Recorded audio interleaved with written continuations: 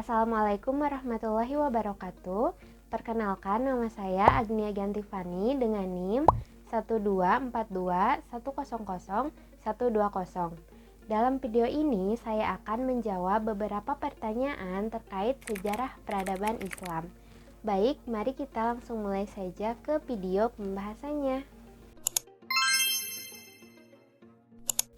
Peradaban Islam merujuk pada perkembangan budaya, ilmu pengetahuan, seni, dan sistem sosial yang muncul di dunia Muslim sejak masa awal Islam hingga saat ini.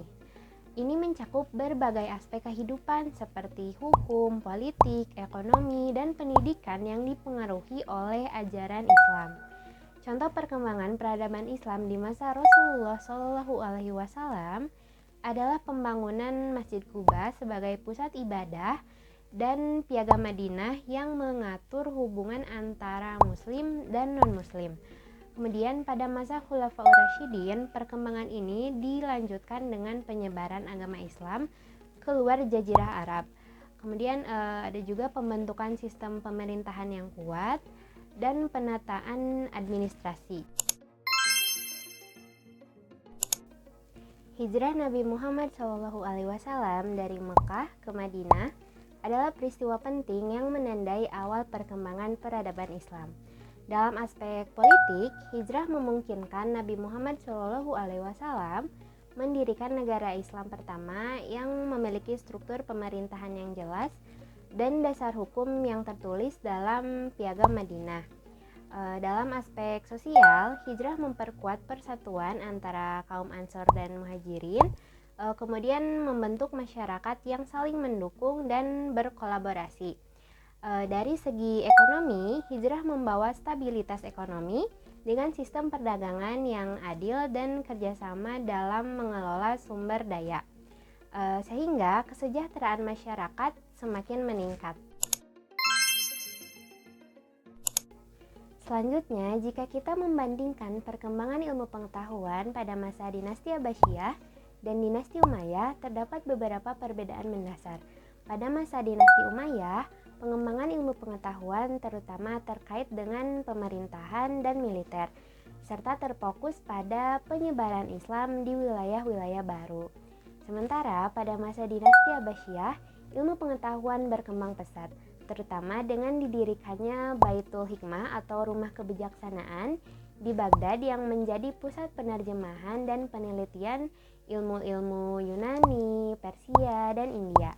Faktor yang menyebabkan berkembangnya ilmu pengetahuan di kedua masa ini diantara lain adalah dukungan khalifah terhadap para ilmuwan, pengaruh budaya dan filsafat Yunani, serta hubungan perdagangan yang memungkinkan pertukaran ilmu dan budaya dengan bangsa lain. Zaman keemasan Islam adalah periode di mana peradaban Islam mencapai puncak kejayaannya dalam berbagai bidang, terutama ilmu pengetahuan. Periode ini terjadi pada masa dinasti Abbasiyah sekitar abad ke-7 hingga abad ke-12. Pada masa ini, umat Islam tidak hanya memperluas wilayah kekuasaan mereka, tetapi juga berkontribusi signifikan terhadap perkembangan intelektual global. Tokoh-tokoh ilmuwan Muslim yang berkontribusi besar antara lain Al-Khwarizmi dalam bidang matematika, khususnya aljabar, Ibnu Sena atau Avicenna dalam bidang kedokteran, serta Al-Farabi dalam bidang filsafat. Para ilmuwan ini mengembangkan berbagai konsep yang sangat berpengaruh terhadap perkembangan ilmu pengetahuan di dunia. Kebijakan toleransi beragama pada masa pemerintahan kekhalifahan Umayyah dan Abbasiyah mendorong keharmonisan antara umat Muslim dan non-Muslim. Contoh konkret dari kebijakan ini adalah di bawah pemerintahan Umayyah, non-Muslim diberikan kebebasan beribadah dan dikenakan pajak khusus, tetapi mereka dilindungi oleh negara. Di masa Abbasiyah, kebijakan ini diperluas dengan memberikan kesempatan bagi non-Muslim untuk bekerja sebagai pejabat dan ilmuwan di pemerintahan.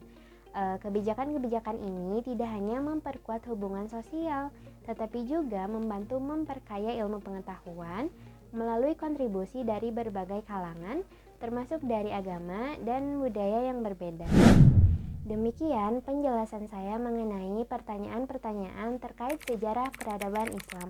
Semoga dapat menambah pemahaman kita semua tentang sejarah peradaban Islam dan berbagai faktor yang mempengaruhinya. Terima kasih atas perhatiannya. Wassalamualaikum warahmatullahi wabarakatuh.